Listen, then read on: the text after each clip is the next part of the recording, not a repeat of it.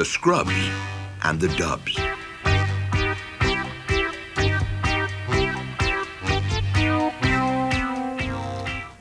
Nubby Scrub peeped out of the top of the drain and looked around. Home at last, he said, climbing out.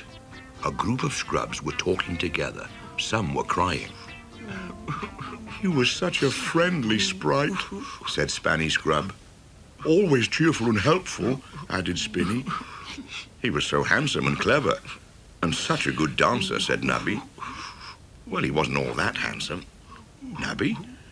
Nubby! Oh, it's you! You're alive!" It's Nubby. It's Nubby. The Scrubs all started chattering at once. "Are you all right? Where have you been?" Nubby told them how he'd found his way into Greasy's laundromat and overheard their plan to attack Muffin's laundrette with their grease tank. The Scrubs were quiet for a moment.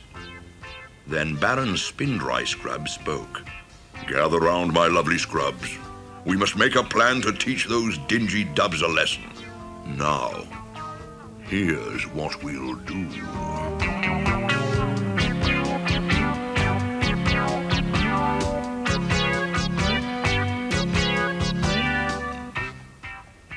The next night, the Dubs came out from under their machines and prepared for the attack. "Put on your armor, my dirty Dubs. Tonight we're gonna grease the Scrubs," bellowed Big Tub Dub. The grease tank came chugging out from behind the spin dryers. The Dubs marched out into the street behind it, chanting, "We are the Dubs.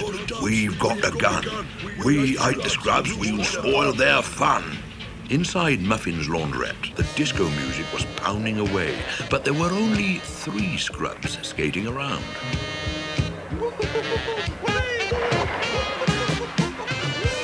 The door burst open with a terrific crash, and there was Big Tub Dub leading the charge, the grease tank looming behind him.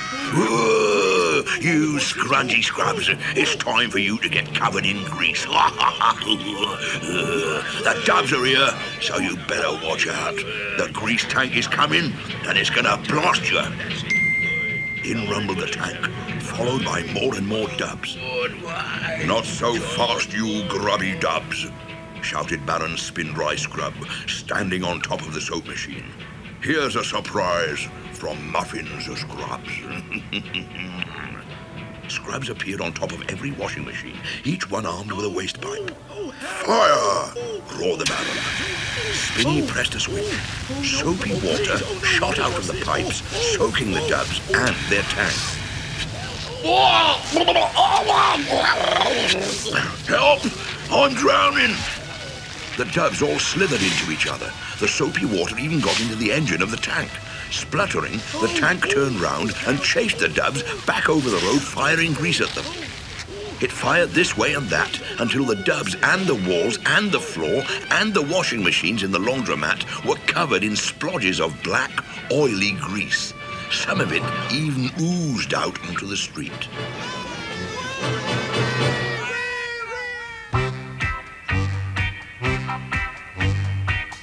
The next morning, Mr. Greasy came down and saw the mess. "You stupid sprites!" he screamed. "What have you done?" His foot slipped on the oil and he went skidding on his bottom across the floor. When he got up, he was so mad that he went round kicking all the machines, knocking the Dubs out of bed. He banged his foot so hard on the last one that he hurt his toe, which made him madder than ever. He yelled, hopping around holding his foot. "You'll pay for this, you dozy Dubs. Tonight, all you'll get to eat will be cardboard and mud sandwiches. In fact, that's all you'll get for the rest of the month."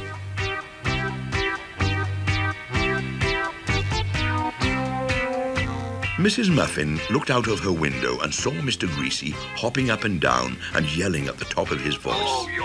"I wonder what all the fuss is about," she said, as she let in the first customers of the day.